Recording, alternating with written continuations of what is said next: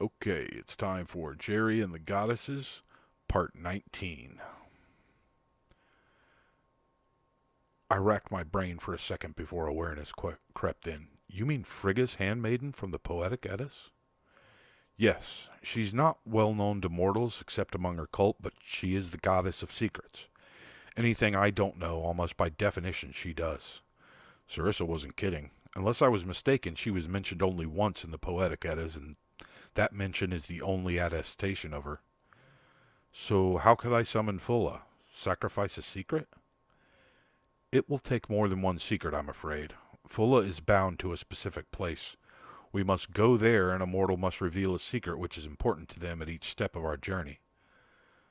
That's a lot more complicated than burning a tidy Bible or rubbing one out on the floor, Gary noted. I nodded in agreement. Sarissa shrugged. If she was easy to summon, she wouldn't be a very effective goddess of secrets, would she? So where's the place we need to go? Asgard. What? I asked. Asgard, that's where we must go to summon her.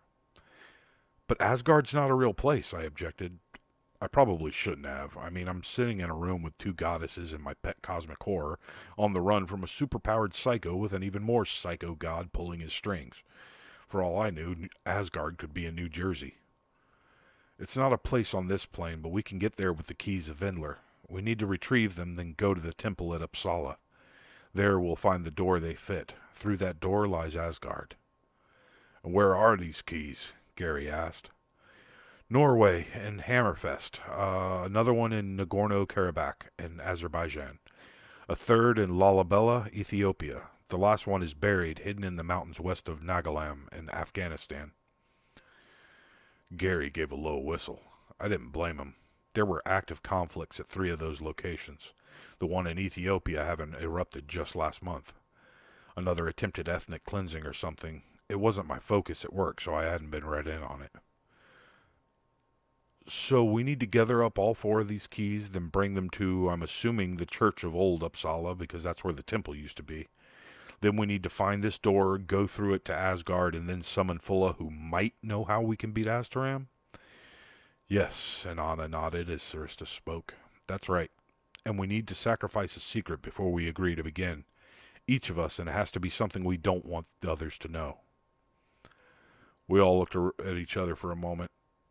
Gary eventually broke the silence. My troll doll, he said. He reached down to his belt where he'd had the thing clipped by a carabiner for as long as I'd known him. I always figured it for a good luck charm. Everybody assumes I have it because I have a daughter out there who gave it to me, or that it belonged to some little girl I orphaned, or something like that. But the truth is, I have it because I collect the damn things, and this was my very first one. I've got hundreds of them. Stuffed animals, too. I don't know why exactly, but I love finding these cute little things and keeping them. I never told anyone. I don't even keep them at home. I got a storage shed for them so no one will find them. Silence stretched out for a moment, and then Sarissa spoke. That night when I slept with Jerry and Anna, I said I hadn't thought it through and didn't know it would hurt you the way it did, but that was a lie. And Anna narrowed her eyes. Ixie rumbled at the sudden chill in the room, but Sarissa went on. I've known what every pair of lovers ever felt making love, but I've never done it myself. I knew what it would do to you and Anna, and I did it anyways because I wanted to know what it was like when you two were together. I'm sorry. Truly, I'm sorry. I know it was wrong, and I knew it was wrong then, but I did it anyways. I'm repeating myself, but I really mean it. I feel terrible about it. And Anna stared at her. Gary broke the tension. Jerry, am I hallucinating, or did I just learn that you took a literal goddess's virginity? He grinned at me and held out a hand for a high five. I didn't give it to him, so he wiggled it. The hand ain't going down till I trade some skin, brother. With a sigh, I slapped his hand. He immediately slapped his knee with it. Hoo-wee! My man Jerry is the player to end all players, tell you what. And Nana was shaking her head, eyes on Gary now, and a small smile playing at her lips. I realized with a start that he'd done it on purpose. Damn, I really underestimated him. And Nana turned to me after a moment. Jerry, if I could become immortal and live the rest of my life with you, I would.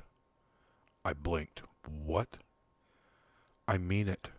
I love you, my sweet little man, and it's not just because I am the lady of love. You're kind, you care about everyone, even their feelings. You're the most humble person I know. You don't even brag about your PhD. You have a PhD? Gary asked, brow furrowed. I nodded, and Inanna continued. I've never had only one worshiper before, and the more time I spend with you, the less I want you to be a worshiper. I just want to become human, to descend from godhood and live a normal life with you. I would happily give it all up for that. Wow. I had never really considered that her feelings might be more than a manifestation of her portfolio. Do you really mean that? I asked in a small voice. She nodded.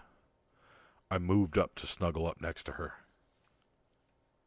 I can't think of anything that would make me happier, I told her. She beamed a smile at me that lit up the room. Literally, her smile glowed with a golden light. It was amazing. After a moment, Sarissa spoke up. Jerry, you need to do the same. Something you would never otherwise admit. I racked my brain. There was one thing, but it was super embarrassing. I tried to come up with something else, but drew a blank.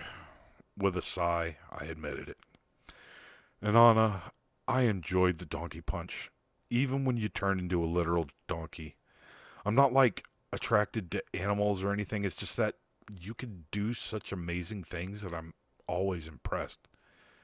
It's hot. I enjoy how crazy you can get. Her smile turned into a shit-eating grin. Oh, damn, what have I done? But please never turn into an animal again, okay? One time is hot, 2 times is disturbing. She pondered it for a moment, then nodded.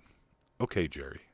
No more animals. But I'll never, ever forget that you just admitted you enjoyed tapping this ass. I groaned. Sarissa put her head in her hands and muttered I'd become immortal too if I could just die right now. Gary laughed, of course. Ixie boiled and writhed, enjoying the show. And Anna's grin grew hungry. Since you admit you like the crazy stuff, I've had this idea for a little while now. I whimpered. Hey, at least I didn't scream this time. The end.